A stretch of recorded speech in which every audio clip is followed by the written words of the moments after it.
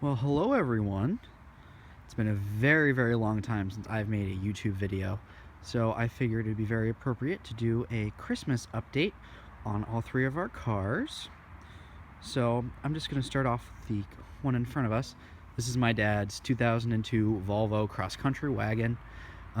We've had this since August of 2009. Bought it with a little under 100,000 miles on it and has just under 170,000 miles now. Definitely does not look pretty. As you can see, my dad's back into a few things. All the plastic cladding has pretty much faded. Just the family workhorse. All my dad does is, use it for driving back and forth to work. But I'll take you guys, I'll show you the inside, and I'll talk a little bit about it. Also, we got that lovely dent right there. A couple of scratches as well. Scratches all the way down here. People just key the thing in parking lots, or it's been keyed in the past. But, it's looking pretty good for its age and mileage. And my dad doesn't exactly clean it very often, as you can tell. I apologize for the mess. But, you know what? It's held up. So, mileage check for you. Merry Christmas. So, we have 167,817 miles on it, averaging 19.3 miles per gallon, mostly city. So, I'll start it up. So, this, just to talk a little bit about it. So, the last year or so, this has had quite a few repairs done.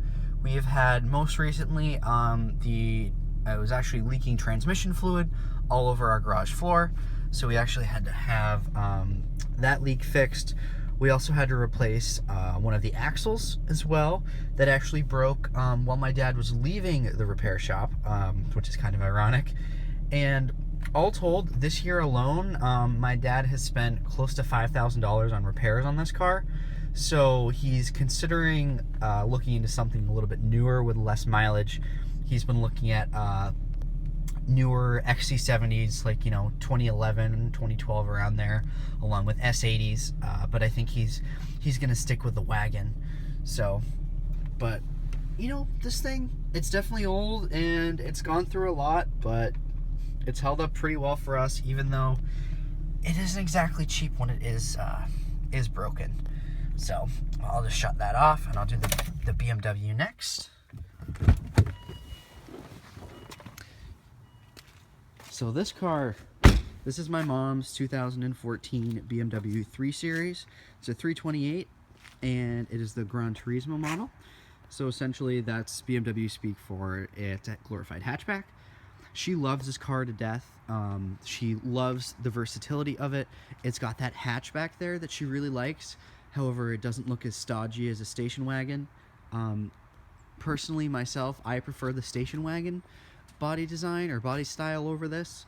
However, I understand the allure. She doesn't want to be, bringing herself back in time, driving a station wagon. She wants to be cool. Say what you want about this car. You either love it or you hate it. She happens to love it. So, paint-wise, obviously you can see it's a little dirty right now. It's in perfect condition. Other than this little ding here, which happened within the first couple weeks of having the car, it's in perfect condition. And we got this in February of 2014. So we've had it almost 2 years, actually. It's a 36-month lease, so we will be turning this back in math, let's see, February of 2017. So she's told me straight up that she just wants the exact same car. However, she is going to get a white one with the red interior. However, she wants the exact same car, a 328 GT, maybe a 335. She decides to up it. But I'll take you guys on in, check it out. Yeah, this is daily driven too, so it's has not been cleaned for a while, but still holding up very, very well. It's a brand new BMW, essentially. And what's nice about this, as you can see, the keys are right in here, and then you just put your foot on the brake, then touch the start-stop button. Justin Bieber. And for a mileage check, this has 17,750 miles. So we've had it for almost 2 years and only little under 18,000 miles on it. So obviously my mom doesn't drive a lot, so that's why leasing is a pretty good option for her. And 8-speed automatic here with the BMW specific shifter. Push that into park. Regards to updates on the car, there's really nothing to update here. Everything works as exactly as my mom would want it. She loves the navigation system. It really helped when my parents were coming to visit me. When for Parents Weekend up at my school, they used the navigation system to get them there. It's about a 5.5 hour drive. She really likes the Bluetooth capability. She doesn't really use a whole lot of the BMW connected apps specifically, but I know I have heard some good things about that. Overall, she just loves it, mainly for the utility. And for those of you guys that have not seen the back, I'll show you that. So I just hit the button to open the trunk, and it's automatic. It goes right up and down. And she carries a lot of stuff for her work, and it's just really helpful. She doesn't have to fold the seats down. She can just throw it right in here. Much more practical than a regular sedan. And if she's got a lot of stuff in her hands, just touch this button and comes right back down, which is pretty awesome. Can't complain about that. And another reason why she really likes it is it's very rare to see another 3 Series GT on the roads. We've probably seen, I could probably count on one hand the number that we've seen in the almost 2 years that we've owned it, and, well, leased it, you know what I mean. She really likes just having that exclusivity of driving, something very unique, and also the fact that she knows exactly what car she's looking for when she leaves Target, the grocery store, what have you. So definitely a really awesome car for her. She really likes it. Now we'll go on over to my Accord. So you guys have definitely seen more videos on this one. Oh, let me turn this off real quick. I don't need to keep it running.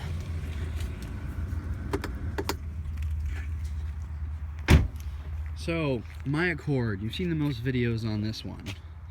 As you guys know, this is a 2009 Honda Accord. It's an EXL, it's a V6 coupe as well. As you can see, I've also got my snow tires on it. These Bridgestone Blizzak WS70s, which have been phenomenal in the snow.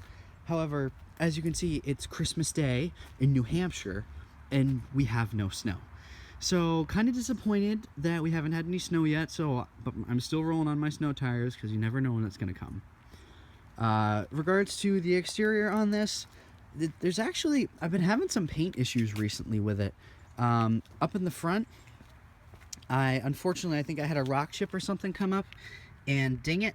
So I've got this part that's come out on the bumper, which isn't so great. And then there are also little nicks on the paint here and there. So you can see that right there. It's actually starting to rust. There are quite a few of these little nicks around.